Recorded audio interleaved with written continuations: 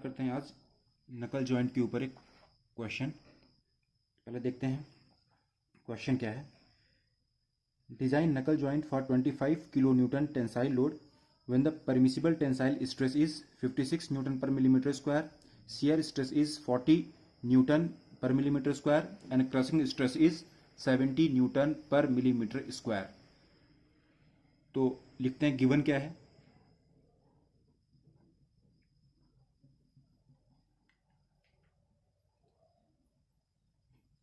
Load is equals to 25 kilo newton, sigma T is equals to 56 newton पर millimetre square,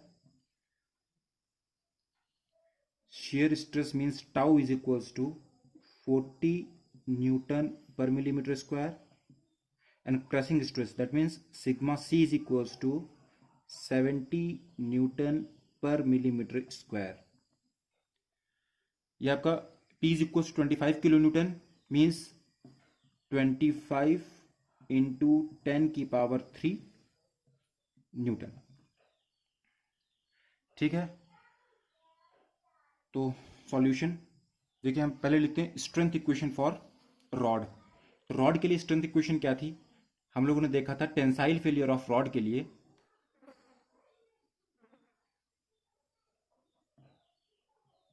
sigma T is equals to load upon pi by 4 small D square, where small D is the diameter of rod. तो sigma T क्या है 56 is equals to 25 into 10 की power 3 divide by pi by 4 D square. तो आपका ये हो जाएगा D square is equals to 25 into 10 की power 3 divide by 56 into pi by 4। तो डी इज इक्वल्स टू यहाँ से आएगा 23.84 मिलीमीटर। अप्रॉक्सीमेटली इसको हम ले लेंगे 25 मिलीमीटर। आप लोगों ने लिमिट फिट एंड टॉलरेंस में मैन्युफैक्चरिंग प्रोसेस में आपने पढ़ा होगा कि गेजेस के अकॉर्डिंग ही हम लोग किसी भी चीज को डिजाइन करते हैं, फिक्स होता है पहले से। आप इसकी वैल्यू आपको पीएसजी डाटा बुक में भी स्टैंडर्ड वैल्यू आपको मिल जाएगी, तो आप वहां से देख सकते हैं। अब हमको ऑलरेडी मालूम है empirical relations,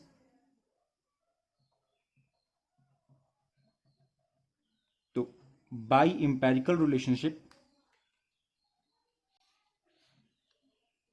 d1 is equals to d1 क्या है डायमीटर ऑफ पिन। तो diameter of pin is equals to क्या हो जाएगा 25 millimetre. d2 outer diameter of eye और fork, d2 is equals to क्या होता है 2d, तो जाएगा 2 into 25 is equals to 50 millimetre. Then D3 diameter of pin head क्या होता है ये 1.5 D is equals to 1.5 into 25 is equals to 37.5। अब देखिए 37.5 में तो हम डिजाइन करेंगे नहीं इसको, क्योंकि इसका स्टैंडर्ड साइज है, गेजेस भी 37.5 में अवेलेबल नहीं है, तो इसके अप्रोक्सीमेटली हम ले लेंगे 38 millimetre. Then small T thickness of single eye end क्या होता है ये 1.25 डी इज इक्वल्स टू ये हो जाएगा आपका मल्टीप्लाई करेंगे तो 1.25 आएगा, इसको भी अप्रोक्सीमेटली ले लेंगे 32 देन T1 क्या है थिकनेस ऑफ फॉर्क, ये होता है 0.75 डी। कुछ बुक्स में आपको 0.7 डी मिलेगा या फिर 0.75 डी भी कुछ बुक्स में लिखा हुआ है, तो आप कुछ भी ले सकते हैं। तो आपका ये हो जाएगा 18.25 मिलीमीटर, अप्रॉक्सीमेटली इसको ले लेंगे 19 मिलीमीटर।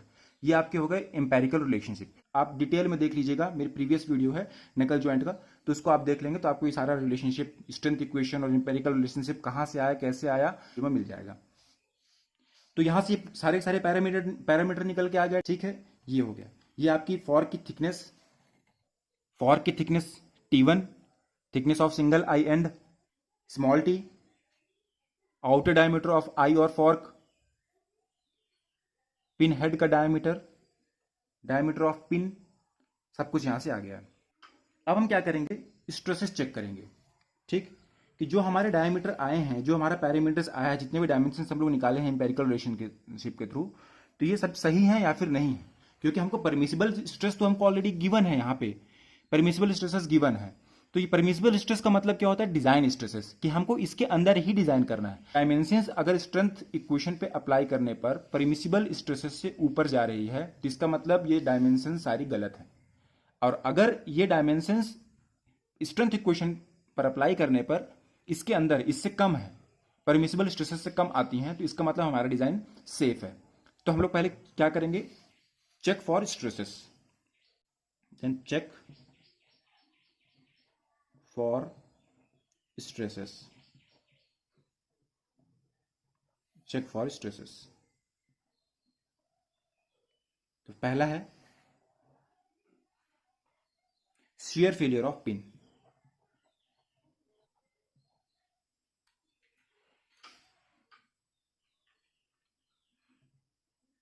स्ट्रेंथ इक्वेशन क्या है shear फेलियर ऑफ पिन के लिए, tau is equals to P upon 2 into pi by 4 d1 square. तो यहां से हो जाएगा आपका p इज इक्वल्स टू क्या है, देखिए 25 into 10⁻³ divide by 2 into pi by 4 d1 का स्क्वायर। d1 की वैल्यू देखिए यहां से क्या आई है, d1 is equals to small d 25। तो ये आपका हो जाएगा ये 25 स्क्वायर। और यहां से टाउ इज इक्वल्स टू आएगा, सॉल्व करेंगे तो 25.46 न्यूटन पर मिलीमीटर स्क्वायर। अब देखिए 25.46 न्यूटन पर मिलीमीटर स्क्वायर, इसकी वैल्यू हम लोग यहां से देखें, जो परमिसिबल हमको जो गिवन था, क्या गिवन था, 40 न्यूटन पर मिलीमीटर स्क्वायर, और आया है आपका 25.46 न्यूटन पर millimetre square. That means shear failure of pin के लिए हमारी डिजाइन सेफ है। हम लोग यहां से d1 की वैल्यू 25 ले सकते हैं पिन के लिए। ठीक, फिर नेक्स्ट है टेंसाइल फेलियर ऑफ आई। क्या स्ट्रेंथ इक्वेशन है टेंसाइल फेलियर की, sigma T is equals to P upon d2 minus d1 into small T. तो ये हो जाएगा 25 into 10⁻³ divide by 50 minus 25, 50 minus 25 क्यों, क्योंकि d2 की वैल्यू है आपका 50 मिलीमीटर और d1 की वैल्यू है 25, और स्मॉल टी की वैल्यू क्या आई है, देखिए यहां से 32 मिलीमीटर। तो इंटू 32, इसको सॉल्व करेंगे तो आपका आएगा 31.25 न्यूटन पर मिलीमीटर स्क्वायर। ठीक है, अब इसके लिए चेक करते हैं। तो देखिए सिग्मा टी की वैल्यू क्या गिवन है, परमिसिबल स्ट्रेस है 56 और इंड्यूस्ड स्ट्रेस क्या आया है 31.25।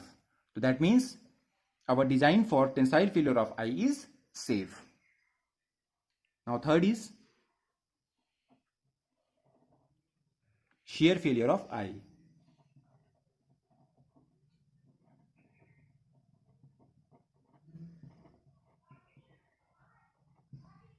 So what is the strength equation for it?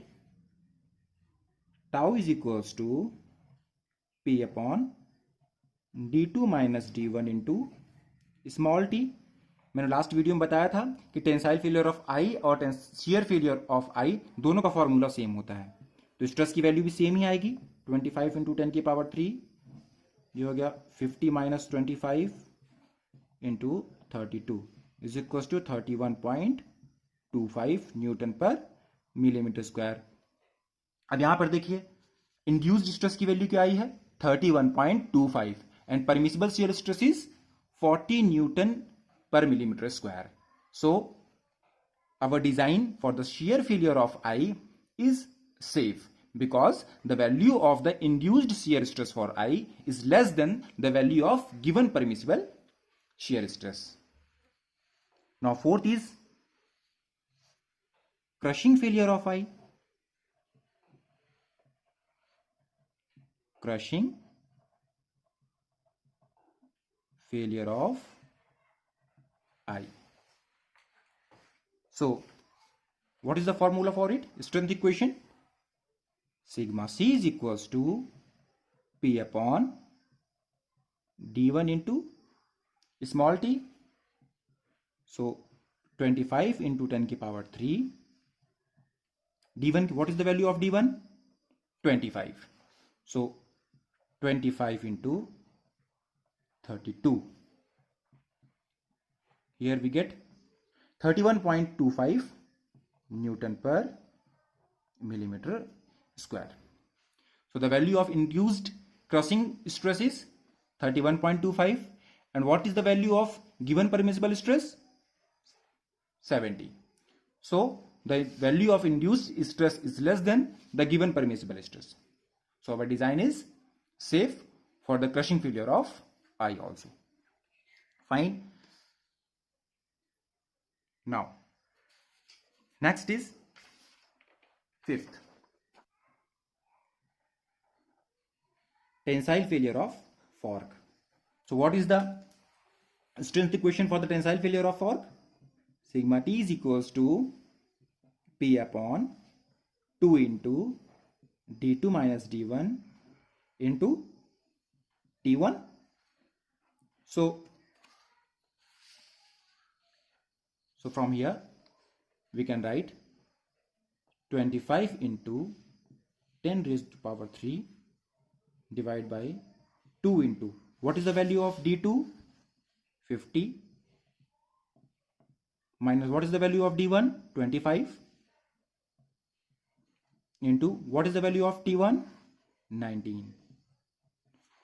So by solving this equation we get 26.315 Newton per millimeter square. So here also we can see the value of induced stress for the tensile failure of fork is less than the value of the given permissible stress. Here is the permissible tensile stress. Okay. Now next is 6, shear failure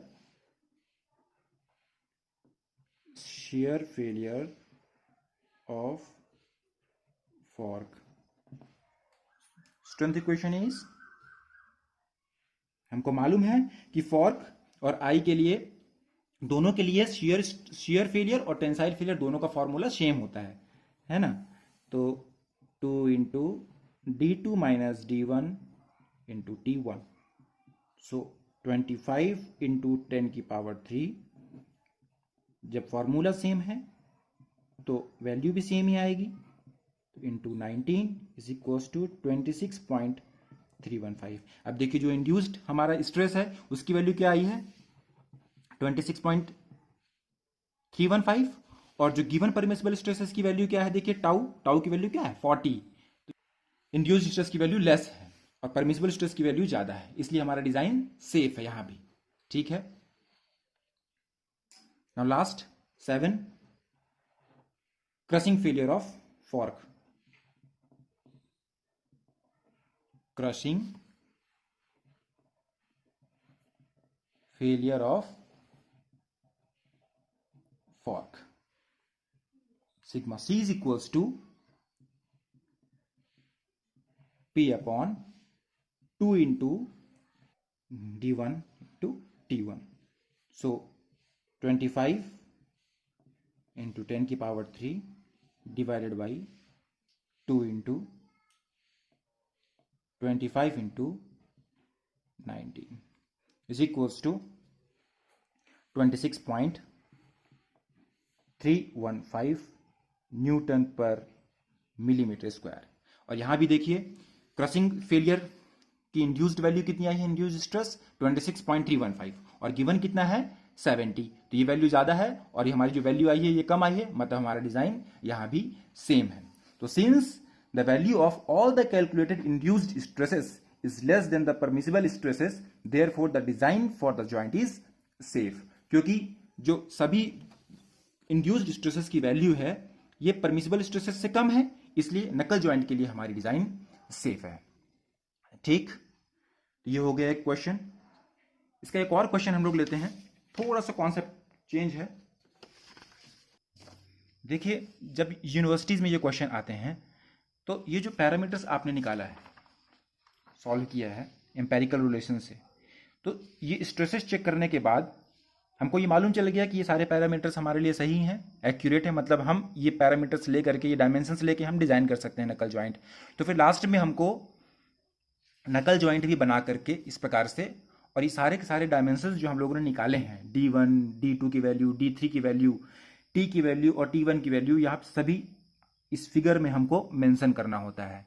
अगर full marks आपको चाहिए तो आपको diagram बनाना पड़ेगा। ठीक, ये हो गया एक क्वेश्चन। इसका एक और क्वेश्चन हम लोग लेते हैं, थोड़ा सा कॉन्सेप्ट चेंज है।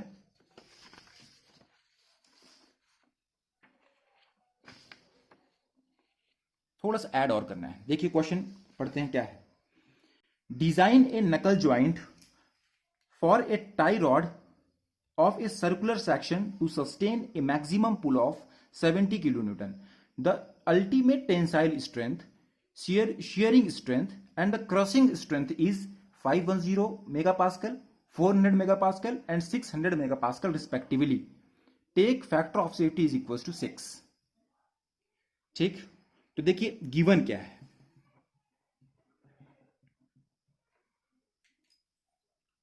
यहाँ पे अल्टीमेट टेंसाइल स्ट्रेंथ हमको गिवन है, अल्टीमेट शेयरिंग स्ट्रेंथ गिवन है, अल्टीमेट क्रशिंग स्ट्रेंथ गिवन है। That means sigma UT is equals to 510 mega pascal,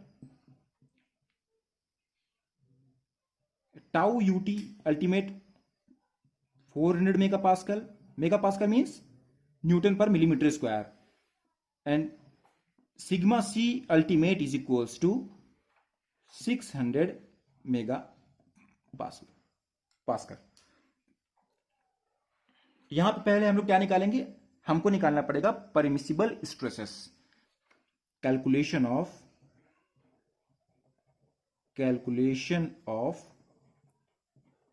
permissible stress,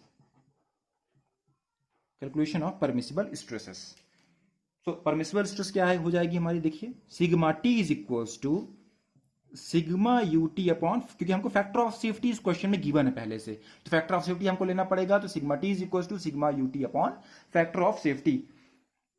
तो आप इसको कैलकुलेट करेंगे तो 510 अपॉन 6, इसे कैलकुलेट करेंगे तो आपका हो जाएगा 85 न्यूटन पर मिलीमीटर स्क्वायर।